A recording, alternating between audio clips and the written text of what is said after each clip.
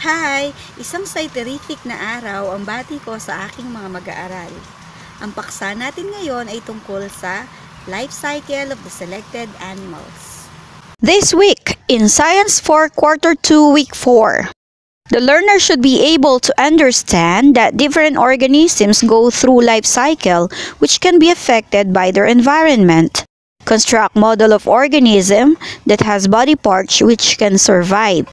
Describe the effect of the environment on the life cycle of organisms. For our specific objectives, identify some animal that undergo complete and incomplete metamorphosis in their life cycle and recognize the different stages of the life cycle of the animals undergoing complete and incomplete metamorphosis.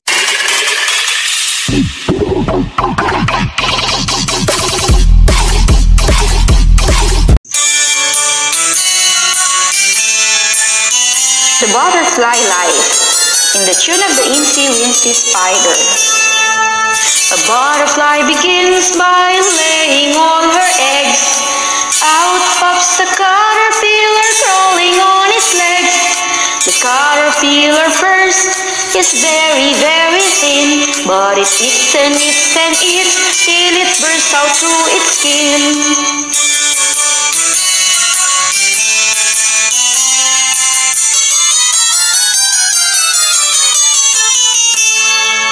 Soon the caterpillars grow nice and big, so it climbs on top of a tiny leaf or twig. It makes a hard shell and there it hangs inside. Then she'll soon crack and then the parts divide.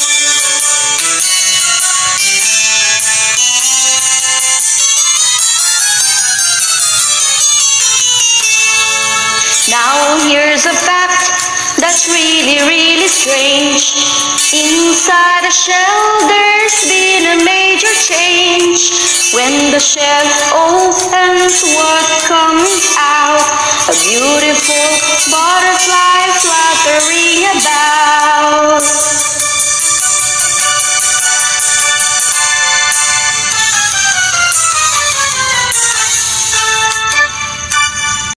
Ang kantang ating inawit ay tungkol sa metamorphosis ng isang butterfly. Ano nga ba ang metamorphosis? Ang metamorphosis ay isang biological process na common sa lahat ng mga insects kung saan mula sa pagkapisa sa itlog ay makakaranas ito ng isang physical na pagbabago at kasabay ng pagbabago sa kanyang kapaligiran ay nagbabago din ang kanyang mga katangian. Ang metamorphosis ay bahagi ng life cycle ng halos mga insekto. Ang life cycle ay ang kabuuang period ng kanilang buong henerasyon.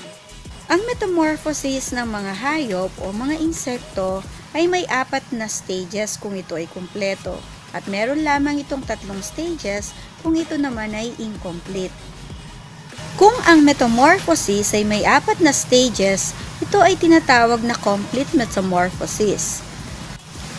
Matatawag na complete metamorphosis ang life cycle ng isang insekto kung ito ay may 4 na stages. Ito ay ang egg, larvae, pupa, at ang adult animals. Lahat ng mga babaeng insekto ay nangingitlog. Ang mga itlog ay minsan ay magkakagrupo at pinoprotektahan ng mga covering or case. Sa complete metamorphosis, ang second stage ay tinatawag na larvae. Simula sa pagkapisa ng itlog, ang larvae ay kakain ng dahon upang makuha ang sapat na lakas at sustansya na kakailanganin niya sa kanyang pagbabagong anyo. Ilan sa pagbabagong ito ay ang pagkakaroon niya ng exoskeleton or external skeleton o yung tinatawag nating shell. Madedevelop ang isang cocoon mula sa larvae kung saan babalutan niya ang katawan niya ng isang fibrous na material. Sa ikatlong stage ng complete metamorphosis, ang larvae ay mananatili sa loob ng cocoon ng ilang linggo o buwan. Sa stage na to ay magiging abala ang larvae sa pagpapalit niya ng anyo. Ito ang stage na kung saan ang larvae ay hindi nakakain. Pang-4 na stage ay tinatawag na adult stage. Mula sa cocoon ay lalabas ang isang ganap na adult insect. Sa stage na to, kumpleto na ang mga bahagi ng katawan ng isang insect. insekto. Stage na to ay mag-uumpisa muli ang isang cycle sa pamamagitan ng mating sa ibang mga insekto. Mula sa itlog ay mapipisa ang isang larvae. Halimbawa, sa isang paru-paro, ang larvae nito ay tinatawag na caterpillar or instar. Sa stage na to ay walang gagawin ang larvae kundi kakain lamang ng mga dahon upang magkaroon ito ng exoskeleton. Tukoy mo ba kung ano ang nasa larawan? Ito ay ang exoskeleton ng isang tipaklong. Kung titingnan ng larawan, ito ay kahawig ng isang adult na tipaklong. Ang stage na to ay tinatawag na nymph. Ang ilang insekto katulad ng tipaklong ay nakakaranas ng 3 stages ng incomplete metamorphosis. Ang unang stage ay tinatawag na egg. Mula sa mga itlog na to ay mapipisa ang nymph. Ang nymph ay kamukha ng isang small adults, subalit wala itong pakpak. Kung ang complete metamorphosis ay dumadaan sa larvae at pipa, ang incomplete metamorphosis naman ay nymph. Ang nymph ay kumakain, lumalaki, at nagpapalit ng anyo hanggang sa lumabas ang kanyang pakpak sa kanyang exoskeleton. Ang prosesong ito ay tinatawag na molting. Sa adult stage, magsisimula uli ang life cycle. Kids, paano mo malalaman kung ang isang insekto ay nag-undergo ng complete metamorphosis? Matutukoy mo kaya kung alin sa mga insects ang nag-undergo ng complete metamorphosis or incomplete metamorphosis? Okay, tingnan ang mga insekto.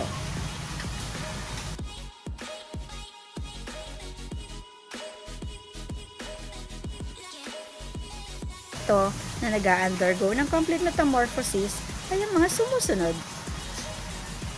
At ang mga insekto naman na nag-undergo ng incomplete metamorphosis ay ang mga sumusunod.